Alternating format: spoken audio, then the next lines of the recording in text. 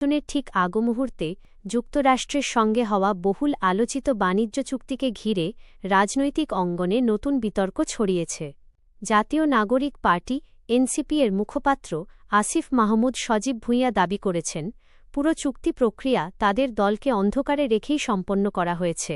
অথচ এখন জনগণকে বোঝানোর চেষ্টা চলছে যে সব রাজনৈতিক দলের মতামত নিয়েই সিদ্ধান্ত নেওয়া হয়েছিল। মঙ্গলবার রাজধানীতে আয়োজিত এক জরুরি সংবাদ সম্মেলনে আসিফ মাহমুদের কণ্ঠে ছিল ক্ষোভ, অভিযোগ আর একের পর এক বিস্ফোরক ইঙ্গিত। তার প্রশ্ন, যদি সত্যিই জাতীয় স্বার্থের চুক্তি হয়ে থাকে তাহলে এত গোপনীয়তা কেন? তিনি অভিযোগ করেন, সরকার চাইলে আরও সময় নিয়ে আলোচনার মাধ্যমে সিদ্ধান্ত নিতে পারত, কিন্তু রহস্যজনকভাবে মাত্র 1 মাসের মধ্যেই চুক্তি চূড়ান্ত করা হয়েছে। তার ভাষায়, এ যেন তড়িঘড়ি করে কিছু একটা শেষ করে ফেলার চেষ্টা। সবচেয়ে বড় টুইস্ট আসে পররাষ্ট্রমন্ত্রী ড খলিলুর রহমানকে ঘিরে তার মন্তব্যে। আসিফ মাহমুদ বলেন, রাজনৈতিক অঙ্গনে ইতোমধ্যেই আলোচনা আছে।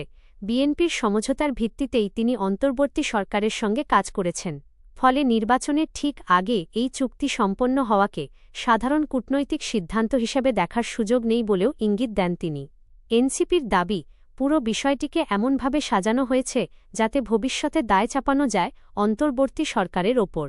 আবার একই সঙ্গে প্রচার করা হচ্ছে, এটি নাকি আগের সরকারের সিদ্ধান্তের ধারাবাহিকতা।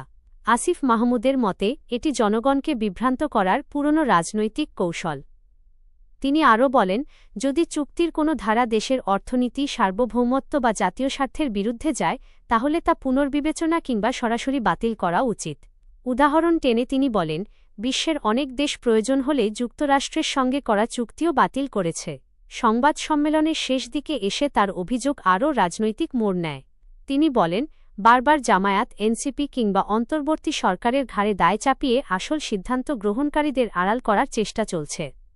এদিকে রাজনৈতিক বিশ্লেষকদের একাংশ মনে করছেন, নির্বাচন ঘনিয়ে আসায় এই বাণিজ্য চুক্তি এখন শুধু অর্থনৈতিক ইস্যু নয়, এটি বড় ধরনের রাজনৈতিক সংঘর্ষের কেন্দ্রবিন্দুতেও পরিণত হতে পারে।